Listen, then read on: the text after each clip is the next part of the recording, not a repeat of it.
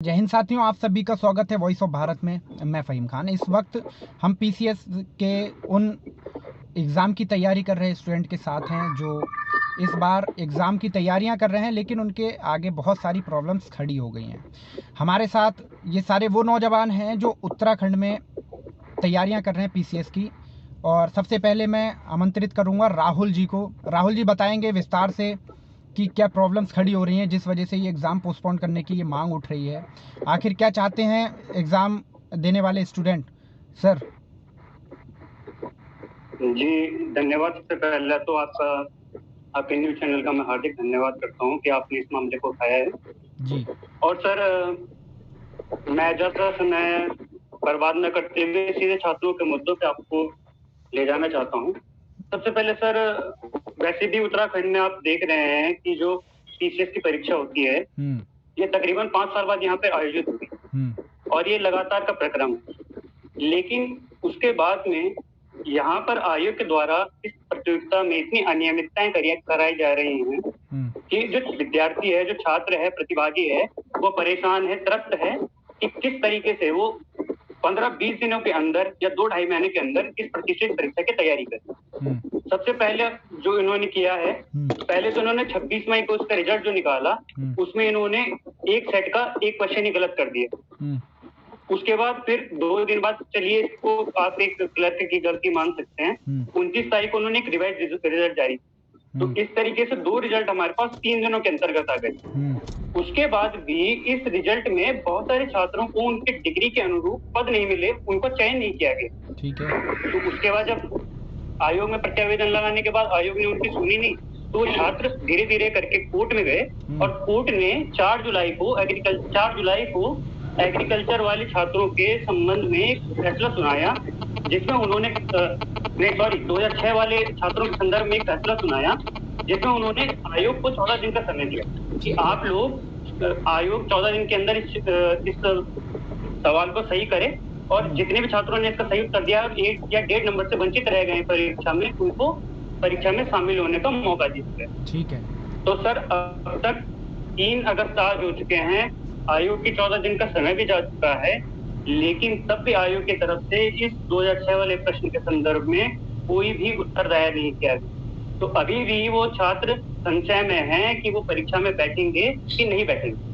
भाई इसके अलावा ये असमंजस में पड़ रहा है कि 29 जुलाई को वो लोग कुछ एग्जाम एग्रीकल्चर में वाले बैठेंगे। छात्रों को 1 अगस्त तक अलाउ किया। सुन रहे हैं राहुल जी? तो सिर्फ यही कंफ्यूजन है कि वो लोग एग्जाम में बैठ पाएंगे या नहीं बैठ पाएंगे। जी आपकी आवाज कट रही है। हाँ जी बोलिए। सुन पा रहे हैं राहुल जी? जी नहीं, इसके अलावा भी बहुत सारी समस्याएं हैं। हाँ बताइए। जी सर सुन रहे हैं। हेलो, बताइए और क्या क्या प्रॉब्लम्स आ रखी हैं। हाँ जी सर, इसके बाद 29 जुलाई को आयोग ने एग्रीकल्चर वाले विद्यार्थियों के लिए विंडो खोली 1 तारीख तक फॉर्म सबमिट करने। अब बताइए कि जो विद्यार्थी 1 तारीख तक मेंस का फॉर्म सबमिट करेगा, वो 20 अगस्त से आयोजित होने वाली मुख्य परीक्षा में 19 दिनों के भीतर 7 पन्ने का सिलेबस मैं आपके सामने दिखा रहा हूँ। ये देखिए सिलेबस, उत्तराखंड पीसीएस का सिलेबस ये है। ये इतने बड़े सिलेबस को, इसमें 11 पन्ने हैं टोटल, दोनों तरफ 11 पन्ने। आप बताइए 19 दिनों के भीतर इस सिलेबस को विद्यार्थी कैसे तैयार करेंगे? क्या छात्र, ये विद्यार्थियों के साथ मजाक नहीं कर रहे हैं? क्या ये हास्यास्पद स्थिति नहीं है? टाइमिंग कम दी गई है। जी और इसके अलावा सर आज कल फिर कुछ विद्यार्थियों को और अलाउ किया गया है, जिनको 5 तारीख तक फॉर्म भरने की अनुमति दी गई और 5 तारीख को आयोग कह रहा है कि हम एडमिट कार्ड भी निकाल देंगे। आप बताइए कि इनको 19 दिन मिले हैं और इन विद्यार्थियों को 14 दिन का समय मिलता है। अब ऐसे करके आयोग आगे भी रिजल्ट निकालता रहेगा, क्योंकि कोर्ट में भी याचिकाएं दायर हैं बच्चों की। और शायद जहां तक मेरे संज्ञान में आया है कि कल कोर्ट ने एग्रीकल्चर वाले सारे बच्चों को अलाउ कर दिया है और वो बच्चे भी हम मेंस लिखेंगे, क्योंकि उनका भी तो अधिकार है ही। जब कोर्ट से उनको अधिकार मिला है तो वो लोग भी तो मेंस लिखेंगे। अब उनको आयोग 1 हफ्ते का समय देगा। तो कुल मिलाकर सर हमारी बात ये है कि उत्तराखंड जैसे राज्य में जहाँ युवा 5-5 साल से तैयारी कर रहा है, और चलिए ठीक है, हम समझते हैं कि आप व्यवस्था को सुधारने का प्रयास कर रहे हैं, ठीक है, ये भी हम स्वीकार, हमारे लिए सब लोग जानते हैं कि उत्तराखंड में व्यवस्था सुधरनी भी चाहिए। लेकिन सर जब व्यवस्था में पहले से ही इतने छेद हैं तो आप नई व्यवस्था जो सुधार रहे हैं, कम से कम पहले पीछे के छेदों को तो सही कीजिए। आपकी व्यवस्था में इतने छेद हैं कि आपको अब तक ये नहीं पता कि कितने परीक्षार्थी हैं जो हमारे लिए मुख्य परीक्षा में बैठेंगे। कुल मिलाकर के आप लोगों का ये कहना है कि आयोग एक एग्जाम भी कंप्लीट नहीं करवा पा रहा ठीक तरीके से? नहीं सर, ऐसा कहना भी सही नहीं है। हमारी जो मांग है आज की डेट में, हमारी मांग सीधी और स्पष्ट ये है कि सभी प्रतिभागियों को आप उचित समय तो दें प्रतिनिधित्व करने का। कम से कम 2, 2.5, 3 महीने का समय तो परीक्षार्थियों को मिलना ही चाहिए। बिल्कुल बिल्कुल। जब आप पीसीएस की परीक्षा अगस्त में उसका नोटिफिकेशन आया और अप्रैल में आप पेपर करवा रहे हैं, आप प्री के लिए 10 महीने का समय दे रहे हैं और उसके बाद आप 2, 2.5 महीने में सोच रहे हैं कि जो परीक्षार्थी जो 4-5 सालों से उत्तराखंड ग्रुप सी की तैयारी कर रहा है, उत्तराखंड का विद्यार्थी, वो सीधे जाके पीसीएस की परीक्षा लिख दे। तो इतना तो आयोग को भी समझना चाहिए, हमारी बुद्धिजीवियों को भी समझना चाहिए कि ये चीजें लगभग नियर टू इम्पॉसिबल है। ठीक है, दीपांजलि जी कुछ कह रही हैं?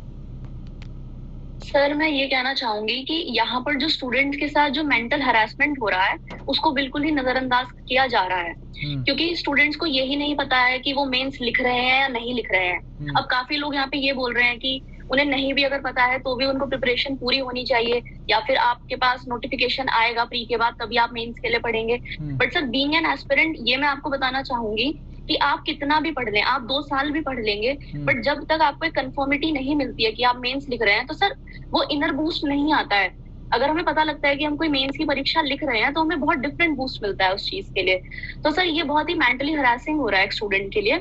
और सर इसके अलावा मैं ये बोलना चाहूंगी कि स्टूडेंट्स जो है अपने अधिकारों के लिए कोर्ट को रश कर रहे हैं इस टाइम पे। जो समय उनका पढ़ने का है उस समय वो कोर्ट के पास जा रहे हैं। And sir majority students unemployed हैं, कैसे ही करके वो लोग लॉयर की फीस दे रहे हैं, वो जा रहे हैं। तो सर ये फाइनेंशियली भी बहुत ज्यादा ड्रेनिंग हो रहा है स्टूडेंट्स के लिए, क्योंकि वो बहुत मुश्किल से अफोर्ड कर पा रहे हैं। ये हम सब जानते हैं कि हाई कोर्ट में अगर आपको जाना है, रिट लगानी है, तो उसके लिए आपको लॉयर को अच्छी खासी फीस देनी पड़ती है।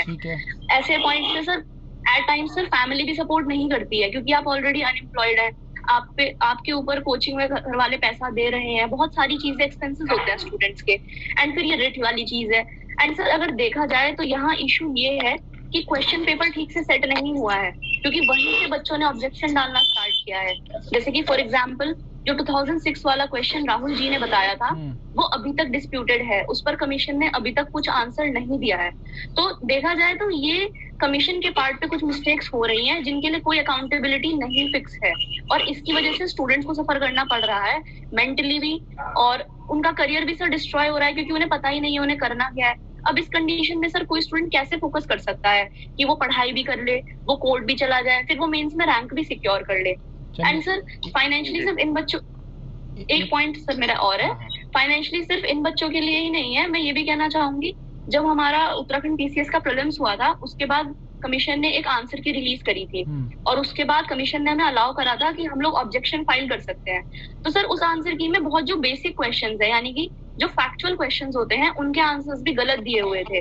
जैसे यूपीएससी का एग्जाम होता है, क्वेश्चंस में इंटरप्रिटेशन होता है, तो वहां पर थोड़ी एम्बिग्युइटी हो जाती है, बट यहाँ पर फैक्चुअल क्वेश्चन में ऐसा हुआ है। फॉर एग्जाम्पल एक क्वेश्चन था सर हमारे पेपर में, who is the king of Tehri, इसका आंसर सबको पता था, इस क्वेश्चन तक का आंसर की में गलत दिया हुआ था।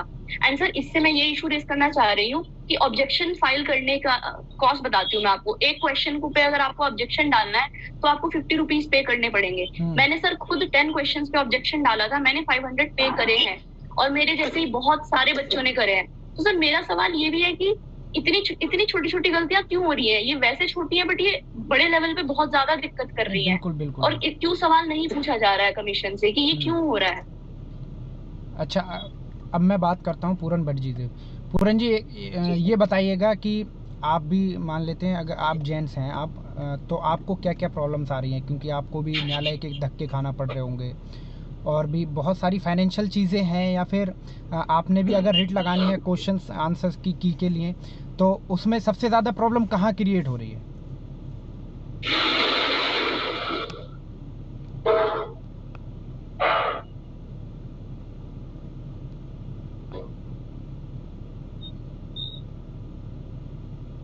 पूरन जी सुन रहे हैं? जी जी जी हाँ फहीम भाई। देखिए, सबसे पहली बात जो है, आयोग में बहुत सारी अनियमितताएं हैं। एफआरओ का एग्जाम हुआ 5 क्वेश्चन डिलीट, लोअर पीसीएस का एग्जाम हुआ 12 क्वेश्चन डिलीट, अपर पीसीएस का एग्जाम हुआ 6 क्वेश्चन डिलीट, एआरओ का एग्जाम हुआ 12 क्वेश्चन डिलीट। तो आयोग जो है सही प्रकार से क्वेश्चन सेट नहीं कर पा रहा है, पहली चीज ये है। दूसरी बात, आयोग ने स्वयं अपने पैनल से 25 विषय विशेषज्ञों को हटाया है। इसका मतलब ये है कि आयोग जो है बहुत ज्यादा सीरियस है नहीं, वहां कोई भी व्यक्ति कुछ भी बना दे रहा है और बच्चों के सामने ले आ रहा है, पहली चीज ये है। दूसरी बात, हम लोग खुद रेट लगवा रहे हैं बच्चों की। हाई कोर्ट की फीस 50,000 रुपए से लेकर 1 लाख रुपए प्रति केस तक पहुंचती है। जी जी हाँ। इस स्थिति में आप जानते हैं उत्तराखंड की भौगोलिक स्थिति किस प्रकार की है। यदि कोई व्यक्ति उत्तरकाशी के किसी गांव में बैठा है तो नैनीताल जाकर किस प्रकार से रेट लगाएगा और हर तारीख में नैनीताल कैसे पहुंचेगा? कोई व्यक्ति टेहरी के गांव में है तो कैसे आएगा, जबकि हमारे यहाँ आज भी ये स्थिति है कि 10-10 किलोमीटर तक रोड नहीं है। इन विषम भौगोलिक परिस्थितियों के होते हुए भी बच्चे को जहाँ अपनी तैयारी करनी पड़ रही है, अपने फ्यूचर के साथ जूझना पड़ रहा है, वहीं न्यायालय के साथ भी जूझना पड़ रहा है। पहली चीज तो है। दूसरी चीज तो ये है, इसके अलावा हम लोग क्यों कह रहे हैं कि एग्जाम को आगे बढ़ना चाहिए? इतनी सारी अनियमितताएं होने के बाद, अभी ये तो केवल एग्रीकल्चर वालों का एक मुद्दा है, इसके अलावा वित्त अधिकारी के लिए ग्रेजुएशन मांगा गया। कई सारे बच्चे ग्रेजुएट थे, कट ऑफ से ज्यादा मार्क्स लेकर आए, उनको बाहर कर दिया गया। उनकी रिट की सुनवाई 6 तारीख को होने वाली है अदालत में। 30% महिला आरक्षण का जो मुद्दा है, उस मुद्दे पर अन्य राज्य की महिलाओं ने आपत्ति दर्ज की है। उन्होंने कहा कि उत्तराखंड में हमें भी 30% रिजर्वेशन मिलना चाहिए। उस बेस पे कम से कम 300 से 400 महिलाओं के अंदर आने की संभावना है, जो कि दोबारा एग्जाम में इन होंगी, और उसकी सुनवाई 6 तारीख को। यदि 6 तारीख के शाम को उन्हें पता चलता है तो उन्हें 20 तारीख को एग्जाम देना है, यानी कि उनके पास मुश्किल से 13 दिन बचते हैं। इन 13 दिनों में उन लोगों को फीस सबमिट करनी है, अपने डॉक्यूमेंट देने हैं, साथ ही साथ फिर उसके बाद एग्जाम भी देना है 20 तारीख को जाकर। आप 20 से 23 तक एग्जाम देंगे, उसके बाद 27 को आपका लोअर का है, 9 तारीख को आपका एफआरओ का है, और उसके आगे जाएंगे तो आपका आता है ये यूपीएससी का। तो 4 एग्जाम बैक टू बैक एक साथ आपके यहाँ पर होंगे। जब 5 साल तक आपने एग्जाम नहीं निकाला, उस समय कोई दिक्कत नहीं है, लेकिन आज अगर आप 2 महीना लेट कर देंगे एग्जाम, तो आपका मतलब हालत खराब है इसके। तो 2 महीना लेट होने में क्या दिक्कत है? जब 5 साल तक आपके पास अधिकारी नहीं थे, तो 2 महीना और अधिकारी नहीं रहेंगे, उसमें कौन सी बड़ी बात है? नहीं, मान लेते हैं पूरन जी, मान लेते हैं कि 3 महीने का जो है पोस्टपोन कर दिया जाता 3 महीने के लिए, उसके बाद क्या गारंटी है कि और स्टूडेंट उस पर कोई और ऑब्जेक्शन ना उठाएं? उसके बाद अगर आप 3 महीने का समय देते हैं तो 3 महीने के अंदर लगभग सभी मामलों का निस्तारण हो जाएगा, क्योंकि आपका जो वुमेन रिजर्वेशन वाला मामला है उसका निस्तारण 6 तारीख को हो जाएगा। बाकी जो और मामले हैं उनका निस्तारण कोर्ट अपने हस्ते कर ही रहा है। उसके बाद सारे मामले अगर आप एक बार शॉर्ट आउट कर देते हैं तो फिर कोर्ट जाने का तो मतलब ही नहीं बनता हमको। तो फिर तो हम लोग कुछ चाहिए नहीं ना, फिर हमारे पास कोई वैलिड पॉइंट ही नहीं, फिर तो हम कहेंगे भी तो आप आगे मत बढ़ाइएगा। फिर तो कोई ऐसा थोड़ी कि हमारे उस पर आयोग चल रहा है। हम तो जेन्युइन मांग अपनी रख रहे हैं कि भैया आपने 6 प्रश्न गलत दिए थे, आपने 12 प्रश्न गलत दिए थे, आपने खुद भी माना है उस चीज को, और उसके बाद इस तरह की चीजें कर रहे हैं। 2006 वाले प्रश्न की जो बात हो रही है वो विधि का मामला है, यानी कि जो पूरी तरह से कोर्ट के ऊपर डिपेंड करता है। कोर्ट ने कहा कि ये क्वेश्चन आपने गलत दिया है, इस क्वेश्चन को ठीक करके रिव्यू करके आप इस पर अपनी प्रतिक्रिया दीजिए। और 2 हफ्ते का टाइम दिया गया था, आज 2 हफ्ते नहीं, आज 20 दिन से ऊपर हो चुका है, लेकिन कोई रिस्पॉन्स नहीं है।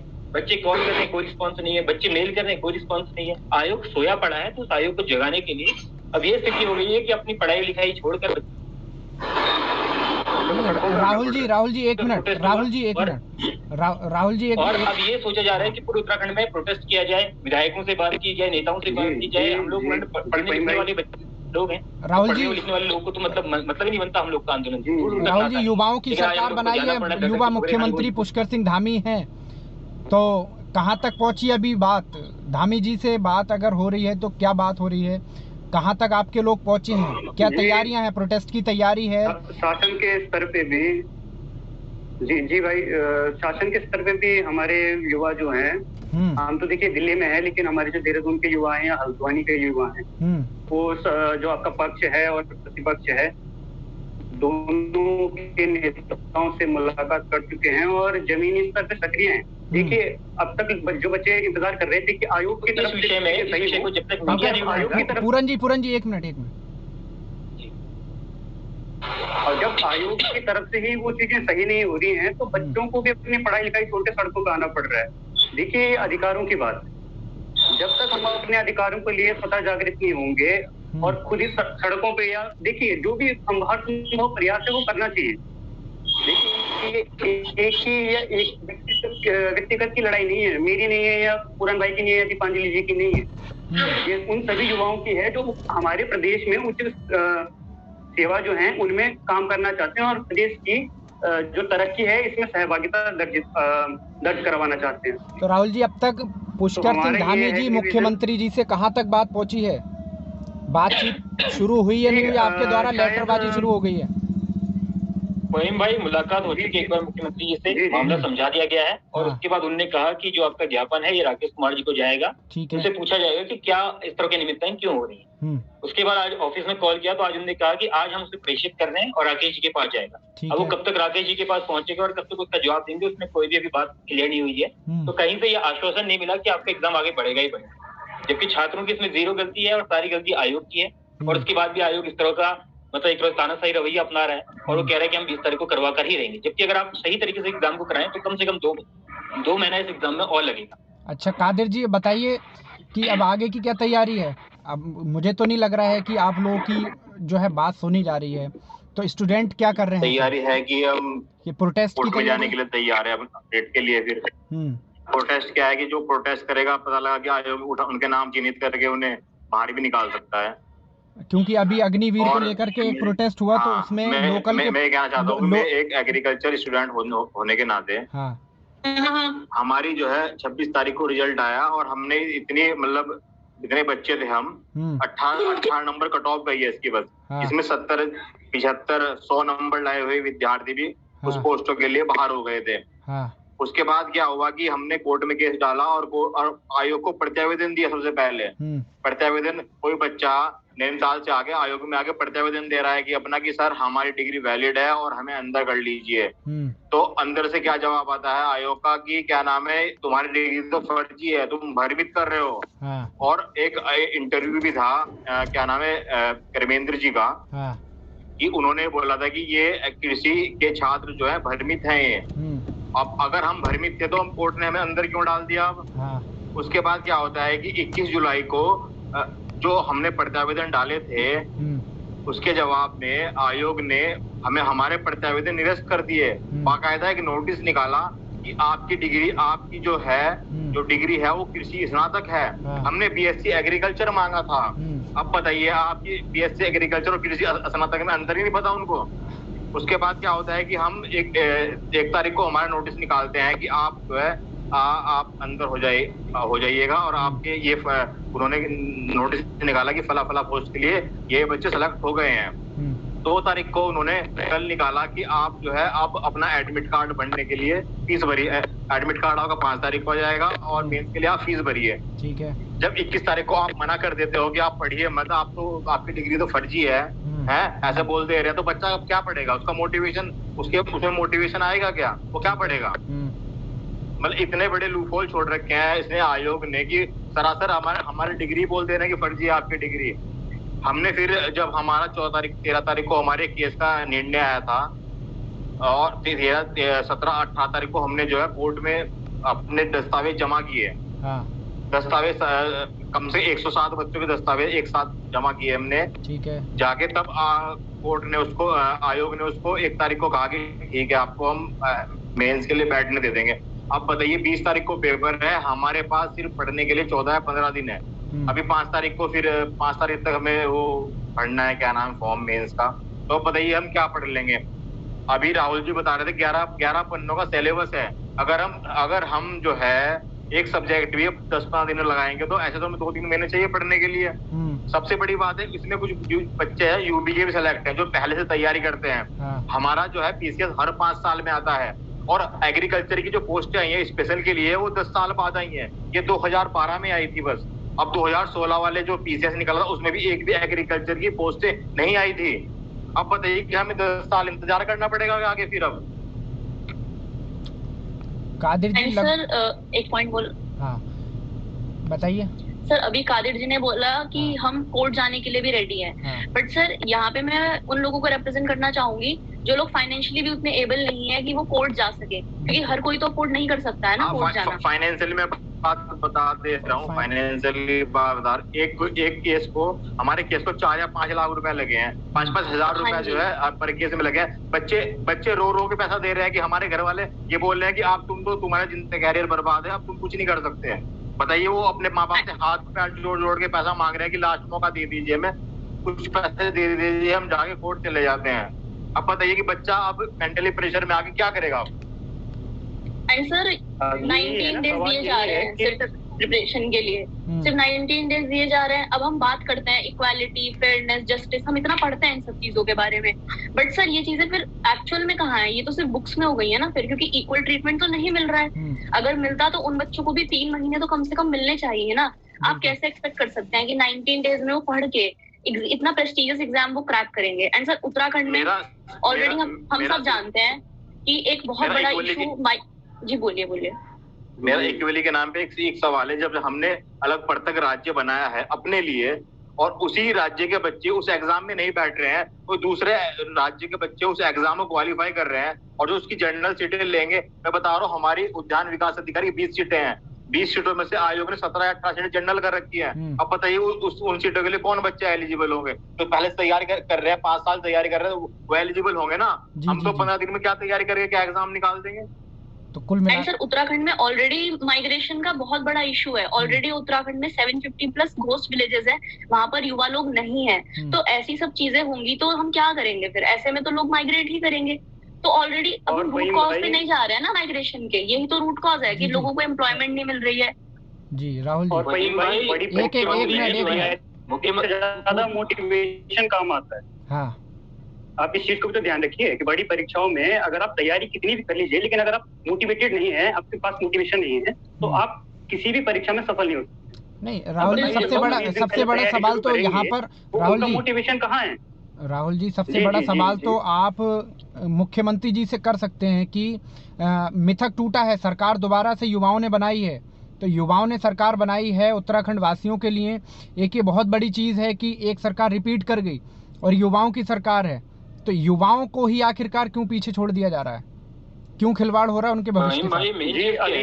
मेन चीज जो है, मुख्यमंत्री जी थे, मुख्यमंत्री जी जब चुनाव हारे तो उनको 6 महीने का समय दिया गया कि 6 महीने के बाद आप दोबारा चुनाव जीतिए और विधानसभा में आइए। और हम लोगों को जो है, बच्चे जो बैठे हुए हैं उनको 18 दिन 19 दिन का टाइम दिया जा रहा है और कहा जा रहा है कि आप 11 पन्ने का सिलेबस 19 दिन में कंप्लीट कीजिए और जाकर आप SDM बन जाइए। तो इसमें एक और चीज आप बताइए, आप कह रहे हैं कि सरकार तक बात क्यों नहीं पहुंच पा रही? सरकार तक बात ना पहुंचने के 2-3 कारण है। पहला कारण तो ये है कि जो उत्तराखंड के बच्चे बहुत सीधे लोग हैं उत्तराखंड, ठीक है, यहाँ पे प्रोटेस्ट करते नहीं, यहाँ पे जो कह दिया वो मान लेते हैं। पहली चीज ये नहीं, अगर आप अगर आप प्रोटेस्ट करते भी हैं तो फिर आपसे एक चरित्र प्रमाण पत्र लोकल के पुलिस थानों से, कोतवालियों से बनवा करके मांगा जाएगा उसमें। हाँ जी, वो भी एक चीज है। और दूसरी चीज क्या है, हमारे यहाँ पे मीडिया जो है, मीडिया बहुत खोया हुआ है। मीडिया अभी तक जो था, इसमें किसी प्रकार का मीडिया का सहयोग नहीं रहा था। जी। हम लोग खुद अपने स्तर पर लगे पड़े हैं, 2-3 महीने से लगे पड़े हैं इसमें कि भाई ये जो हो रहा है गलत हो रहा है। नोटिफिकेशन में जब आप कह देते हो हाई कोर्ट में जाकर कि नोटिफिकेशन में हमारी टाइपिंग मिस्टेक हो गई, वो भी इतना बड़ा आयोग कहता है कि हमसे टाइपिंग मिस्टेक हो गई, तो फिर उससे ज्यादा उम्मीद करना सही नहीं है। तो हम लोग आज ये मिला के मुद्दा स्टार्ट हुआ है, मेरे पास 2011 के तक बच्चे आए हैं जिन्होंने कहा कि हमारे साथ गलत हुआ था, हमारे साथ तो हो गया, अब आप लोग अपनी लड़ाई लड़ी। यानी कि आप देख रहे हैं कि जो आयोग में चल रहा है बहुत पहले से चल रहा है। और साथ ही साथ यहाँ पर जब आपको एक और बात बता दे रहा हूँ, एक लड़के ने 2012 की परीक्षा में एग्रीकल्चर का मेंस लिखा था, ठीक है, उसी बच्चे को इस बार इन्होंने बाहर निकाल दिया मेंस के लिए। आप बताइए, कह दिया कि आपकी डिग्री जो है, आपकी डिग्री वैलिड नहीं है, मतलब 2012 डिग्री वैलिड नहीं है। आप बताइए सबसे बड़ा पॉइंट क्या है? मतलब 10 साल में वो डिग्री घिस गई है, क्या हो गया पता नहीं, क्या वो वैलिड नहीं मानी जाती है। और 10 साल की मानी जाती है। एक एक करके सर मिस्टेक की बात अभी पूरण जी ने हाईलाइट करी है, तो मैं ये कहना चाहूंगी कि कमीशन अपने पार्ट पे कह रहा है हमसे मिस्टेक हो गई है, कभी टाइपिंग मिस्टेक हो रही है, कभी क्वेश्चन पेपर सेट करने में, कभी आंसर की में। बट सर अगर एक एस्पिरेंट एक इतनी सी भी मिस्टेक कर देता है ना, तो उसका करियर स्टेक पे चला जाता है, क्योंकि कमीशन फिर क्या करता है, नोटिस जारी कर देता है कि आपको रिजेक्ट कर दिया गया है। तो सर अगर कमीशन के साथ इतनी फ्लेक्सिबिलिटी है, तो फिर स्टूडेंट्स के साथ फ्लेक्सिबल बिहेवियर क्यों नहीं है? उनकी गलती पे इतना बड़ा क्यों उनको ऐसा होता है कि उनका करियर ही स्टेक पे लगा दिया जाएगा? फिर कितने वही ना, अगर आयोग के आगे है तो अभी अपनी करियर की स्टार्टिंग कर रहे हैं, आयोग को तो अभी बहुत ज्यादा मौके देने की जरूरत है, इन लोगों को संभालने की जरूरत है। आपको युवा को संभालेंगे तभी आपका देश संभलेगा। लेकिन आप यहाँ पे क्या कर रहे हैं कि युवाओं को दबाने का काम कर रहे हैं, और उसके बाद फिर सड़कों पे उतर जाए तो सड़कों पे उतर जाए तो आप बागी हैं, और आप अगर चुपचाप दे लें तो फिर आपका भविष्य दाव पे है। तो इस युवा बोर्ड की स्थिति में अब युवाओं के सामने विकल्प जो है बहुत सीमित हो चुके हैं। सबसे बड़ा जो अब एक चीज है कि आज तक उत्तराखंड के बच्चे रोड में नहीं आते, सड़कों पे नहीं आते थे, अब वो बेचारे सड़कों पे उतरने में मजबूर हैं, क्योंकि कई सारे लोग का यहाँ से अटेम्प्ट है, अगर इस अटेम्प्ट पे फेल हो गए तो अगली बार दे भी नहीं पाएंगे। तो इन सारी चीजों की, इन सारी अनियमितताओं के होते हुए भी अगर एग्जाम 20 तारीख को आयोग करवाता है, तो उसके बाद इससे बड़ा इंजस्टिस उत्तराखंड राज्य में कभी नहीं हुआ होगा। और सर जो गलतियां प्रीलिम्स में हुई है वो मेंस में भी तो हो सकती है ना दोबारा। बिल्कुल बिल्कुल। अगर ये जो इश्यूज हुए हैं, जब आयोग आप यहाँ पे करता है वीडियो का जो एग्जाम है 15-15 लाख रुपए बिक गया, पेपर 15-15 लाख रुपए बिक गया, उसकी आयोग की जांच भी सब कुछ हुआ। तो इस आयोग की जांच होने में क्या है, हमारा ये संवैधानिक निकाय है, लेकिन कहीं ना कहीं शुचिता तो बनानी चाहिए, अपनी ट्रांसपेरेंसी तो उसको मेंटेन करनी चाहिए। इस वाले आयोग से कोई सवाल ही नहीं पूछता है। तो ये भी एक बहुत बड़ा प्रश्न है कि क्यों आप कहते हैं कि हमारी एक आंसर की में एक प्रश्न गलत हो गया, उस एक प्रश्न गलत होने की वजह से कई सारे बच्चे अंदर हो गए। तो आपने बाद में आंसर ठीक की तो उन जो अंदर हुए बच्चे उनको बाहर भी नहीं किया आपने, यानी कि आप किसी कुछ खास बच्चों को आप अंदर करना चाहते तब आपने गलत किया, ये भी हो सकता है, आरोप तो लग ही सकता है ऐसा भी। तो क्या लग रहा है कि पेपर बात ये है कि देखिए हमारे पास संघर्ष का समय नहीं, मैं इस बात को हमेशा कहता हूं, हमारे पास इतना टाइम नहीं है, सारे मुद्दे रिजॉल्व करने के टाइम नहीं है, इसलिए हम चाहते हैं कि कम से कम 2-3 महीना बन जाए, 2-3 महीने में अगर जो कानूनी बात हो सकती है वो कानूनी चीज हम लोग करें, या कोई अन्य विकल्प है उन विकल्पों पर हम विचार कर सके, लेकिन 2 से 3 महीने का टाइम तो आप दीजिए। इसलिए हम लोग कोर्ट भी नहीं जा रहे हैं, क्योंकि हमें पता है कोर्ट जाएंगे, कोर्ट भी ये कहता है, सुप्रीम कोर्ट ये कहता है कि एग्जाम आगे बढ़ाने के लिए अगर आप मांग करते हैं तो हम उस मांग को नहीं मानेंगे, वो सारा आयोग का काम, पर आयोग यहाँ सुनता नहीं है। तो अब कोर्ट से भी आपको राहत नहीं मिल सकती, राहत आपको केवल कार्यपालिका दिलवा सकती है, और कार्यपालिका आपकी बात सुन नहीं रही है। तो इसीलिए फिर हम लोग हैशटैग चला रहे हैं, ट्विटर पे चल रहे हैं, इधर उधर भाग रहे हैं, अपना कीमती समय जिस टाइम पे आपको घिसकर पढ़ना चाहिए उस टाइम पर आप घूम रहे हैं, गली गली मारे फिर रहे हैं, नेताओं के चक्कर लगा रहे हैं। तो ये सारी परेशानियां फहीम भाई हमारी है ना फहीम भाई। अनियमितताएं अगर आयोग की तरफ से हैं तो स्वीकार्यता भी तो आयोग की तरफ से हो, आयोग उस चीज को एक्सेप्ट भी तो करे, उसका भुगतान जो छात्र उस चीज में अड़ा पड़ा है कि भाई हम 20 तारीख को परीक्षा कराएंगे, भले बच्चे हम 13 तारीख को 14 तारीख को अंदर करें। तो आप इस सही बात समझिए नहीं, 19 तारीख को जाएंगे शायद लग रहा है मुझे। नहीं, अभी कई सारे बच्चे हमारे पास आए हैं, हमारे रेट लगा दो, हम लोग को भी एग्जाम देना है, उन्होंने एग्रीकल्चर किया हुआ है। अब उन बच्चों का अगर आज हम लोग केस लगाते हैं तो 6 के बाद तो छुट्टी है कोर्ट में, 7 से 15 तक कोर्ट बंद है, तो 16 या 17 को 19 तारीख को अलाउ करेंगे, 16-17 को अगर उनका अलाउ होता है तो उनके पास 2 दिन बचे हैं, 2 दिन वो सेंटर में पहुंचे और जाकर एग्जाम लिखो और वापस आ जाओ। कादिर जी अगर एग्जाम पोस्टपोन नहीं होता है फिर एग्जाम पोस्टपोन नहीं होगा तो आपके पास लास्ट में एक ही तरीका बचता है कि या तो आप लीगल तरीके से इस चीज को करें या फिर आप लोग सड़कों पे उतरें। लीगल जो हम लोगों ने ऑप्शंस हैं, लीगल ऑप्शंस में आपके पास बहुत लिमिटेड ऑप्शंस हैं, क्योंकि लीगल चीज में जो न्यायपालिका है वो इसमें बहुत ज्यादा हस्तक्षेप करती नहीं है, और कार्यपालिका को सुनाने के लिए आपको पता है कि शोर करना पड़ता है। तो वही चीज होगी कि सड़कों पर उतरकर शोर करना पड़ेगा और फाइनली उसी के आधार पर आपको मौका मिल सकता है। तो आप सब लोग प्रोटेस्ट के लिए तैयार हो रहे हैं? के लिए हमें अपने मीडिया बंधुओं के लिए सहयोग की बहुत जरूरत है।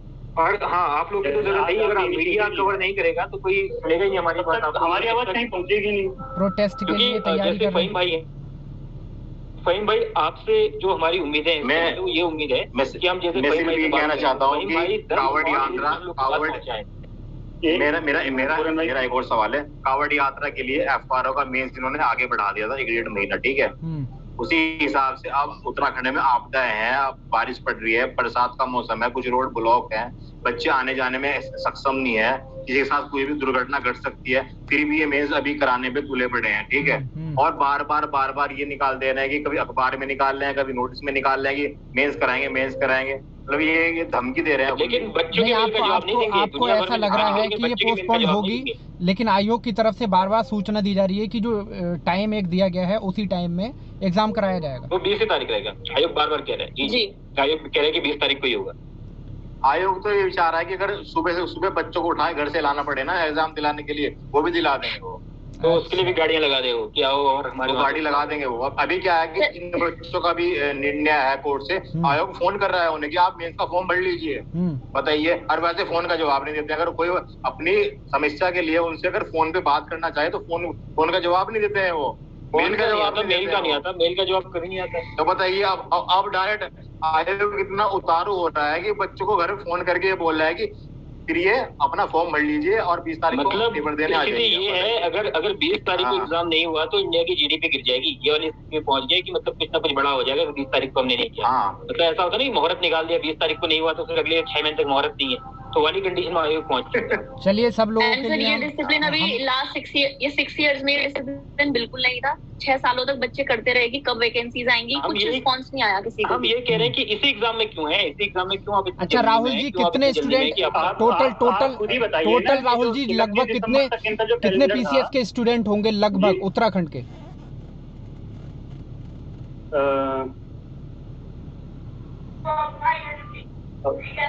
सवाल आप रिपीट कर सकते हैं? सवाल रिपीट करिए आप। हैं सर क्वेश्चन रिपीट कर दीजिए।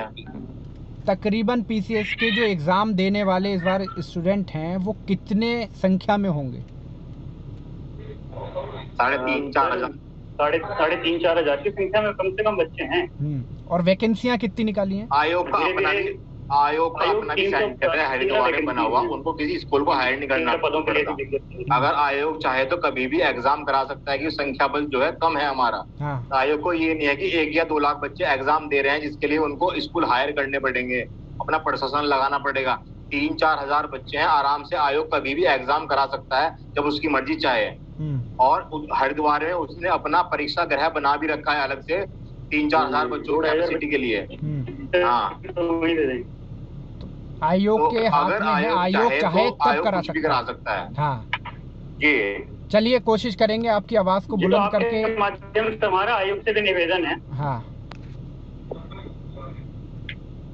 क्या कि अगर वो में अगर वो थोड़ा संज्ञान दें। और देखिए, जरूरी है पोस्टपोन करवाना, ठीक है, ये मांग नहीं है, जरूरत है। आप इस चीज को भविष्य है उत्तराखंड के आने वाले बच्चों के लिए कि उनको 5 साल में जो है एग्जाम आता है, उनको देने नहीं दिया जाता और उनकी। अच्छा, इतने सारे लोग, आप खुद ही बताइए कि 20 तारीख से जो अपर पीसीएस परीक्षा दे रहा है उसको 28 तारीख को लोअर पीसीएस की परीक्षा देगा, 9 तारीख को वो फिर आपकी एडवोकेट जनरल आरओ एआरओ की परीक्षा देगा, और इसके बाद फिर आपका जो 11-12 तारीख से इनकी एफआरओ मीन्स की परीक्षा है। 4 आपकी ग्रुप ए और ग्रुप सी की सर्विसेज की परीक्षाएं आप करवा रहे हैं, और हर किसी का सिलेबस इन पर्टिकुलर अलग अलग है। किसी में आपको इंग्लिश पढ़नी है, किसी में आपको हिंदी पढ़नी है, किसी में आपको अपना एक आपके साइंस के सब्जेक्ट पढ़ने हैं, किसी में आपको अपना एग्रीकल्चर पढ़ना है, किसी में आपको हर चीज में आपको अलग तैयारी करनी है। तो आप इस चीज को 20 दिन के भीतर आपको इतनी आतुरता क्या रखी है कि आपको 4 बड़े एग्जाम एक बार में करवा देंगे? आपने 31 दिसंबर तक का जो आपका कैलेंडर था उसमें आपकी जो पीसीएस की परीक्षा थी वो पीछे मेंशन थी, शायद मैं समझता हूँ कि फरवरी में मेंशन थी नेक्स्ट ईयर की। लेकिन उसके बाद आपको क्या जरूरत, आपको पता है कि जिस बच्चे का लोअर पीसीएस का एग्जाम हो चुका है जो 12 दिसंबर को हुआ था और उसका फरवरी में उन्होंने रिजल्ट दे दिया, उसको तैयारी करने के लिए 6 महीने का समय मिलता है। लेकिन जिनका मई में रिजल्ट निकलता है और जिनको अपर पीसीएस का मीन्स देना, उनको आप 2.5 महीने का समय दे रहे हैं, और कुछ बच्चों को आप 20 दिन का समय दे रहे हैं, कुछ को आप 10 दिन का देंगे और कुछ को मुझे लगता है कि 1 दिन का देंगे। तो कम से कम आयोग को भी थोड़ा सा पारदर्शिता रखनी चाहिए चीजों को लेके, और थोड़ा संवेदनशील भी होना चाहिए कि कैसे जो हमारे विद्यार्थी हैं पहाड़ में, आपको पता है कि लड़के किस प्रकार तैयारी करते हैं, हम लोग किस प्रकार तैयारी कर रहे हैं हमें पता है। बिल्कुल बिल्कुल। या जो पहाड़ में जहाँ कनेक्टिविटी आज के डेट में मौजूद नहीं है, वो छात्र भी तैयारी कर रहा है। तो आप बताइए कि वो लेवल 6 की नौकरी के लिए तैयारी कर रहा है या लेवल 10 की नौकरी के लिए तैयारी कर रहा है या लेवल 8 की नौकरी के लिए तैयारी कर रहा है, उससे खुद नहीं मालूम, और उससे ये भी नहीं मालूम कि वो सफल कितना होगा, क्योंकि आयोग का रवैया ऐसा।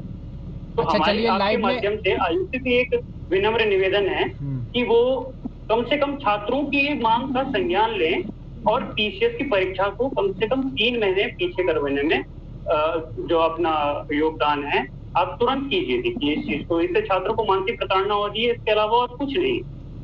अच्छा, और भी सब लोग यहाँ लाइव में जुड़ गए हैं जो अभी तक नहीं बोल पाए हैं, कुछ छूट रहा हो और कुछ नए लोग जो हैं जुड़े हैं लाइव में, वो कुछ बोलना चाह रहे हो तो वो बोल सकते हैं, अगर मेरी आवाज़ सब तक पहुँच रही है तो।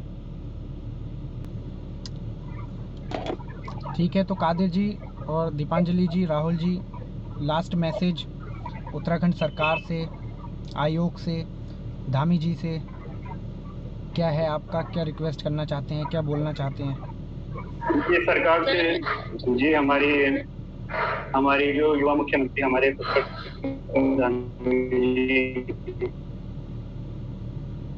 इनके लिए हमारा यही पे इस मामले को जल्दी से जल्दी संज्ञान में ली। देखिए, आप युवा हैं, युवाओं की जो पीड़ा है, युवाओं का जो कष्ट है, और पहाड़ी युवा जितनी मेहनत करके इस मुकाम तक पहुंचता है कि वो पीसीएस की परीक्षा मुख्य परीक्षा लिख रहा है। आप इस चीज को समझेंगे, आप भी वहीं से निकल के आए जहाँ से हम लोग निकल के आए। बिल्कुल बिल्कुल। तो आपके लिए हमसे कनेक्ट करना आसान होगा, और आप इस परीक्षा को कम से कम 3 महीने पीछे पोस्टपोन करने की आप कोशिश कीजिए, प्रयास कीजिए। और ठीक है, देखिए हमें चाहिए। ठीक है, दीपांजलि जी। सर, माननीय मुख्यमंत्री जी और कमीशन से सिर्फ मेरी इतनी रिक्वेस्ट है, मैं सभी स्टूडेंट्स के बिहाफ पे रिक्वेस्ट करना चाहती हूँ कि बस सबको इक्वल टाइम दे दिया जाए। जो इस परीक्षा को लिखना डिजर्व करते हैं वो इस परीक्षा को क्लियर करना भी डिजर्व करते हैं। तो ये जो डिस्क्रिमिनेशन हो रहा है इस पे ध्यान दिया जाए। ऐसा ना हो कि कुछ लोगों को 3 महीने मिल गए हैं तैयारी के लिए पर कुछ लोगों को मात्र 15-16 दिन दिए जा रहे हैं। तो मैं बस चाहूंगी कि सर एग्जाम पोस्टपोन हो जाए और जितने भी कोर्ट में केसेस पेंडिंग चल रहे हैं स्टूडेंट्स के वो सब टाइम से सॉल्व हो जाए, जिससे ये किसी 4 लोगों की या 5 लोगों की या 6 लोगों की बात नहीं है, ये कम से कम 200 बच्चों की बात है और शायद आगामी भविष्य में 500 और बच्चे इसमें इंक्लूड कर लिए। एंड सर हम बहुत ज्यादा थैंकफुल है कि आपने ये प्लेटफॉर्म हमें प्रोवाइड करा कि हम अपनी बात रख पाए, जब तक हम पहुंचा पा रहे हैं। और हमारा विनम्र निवेदन औरों से भी यही है कि हमें बात रखने का मौका दिया जाए और हमारी बात सुनी जाए। चलिए बाकी हम लोग भी हमारी टीम वॉइस ऑफ बहुत ज्यादा धन्यवाद कि आप धन्यवाद भाई आपने जो है हमें यहाँ पे बोलने का मौका दिया। अभी तक हमारी कोई सुनवाई नहीं हो रही थी, हम हर जगह से धक्के खा के थक गए हैं। तो हाँ, तो मेरा ये निवेदन है कि आप जो है और भी आपके मीडिया जो जानकार होंगे आप उन्हें भी ये मुद्दे के बारे में जानकारी कराएं। बिल्कुल बाकी हम अपनी टीम की तरफ से भी रिक्वेस्ट करते हैं पुष्कर सिंह धामी जी से कि इन नौजवानों की आवाज़ को सुना जाए। नौजवान उत्तराखंड का परेशान है और यह वही नौजवान है जिसने आपकी सरकार 2022 में दोबारा से रिपीट कराई।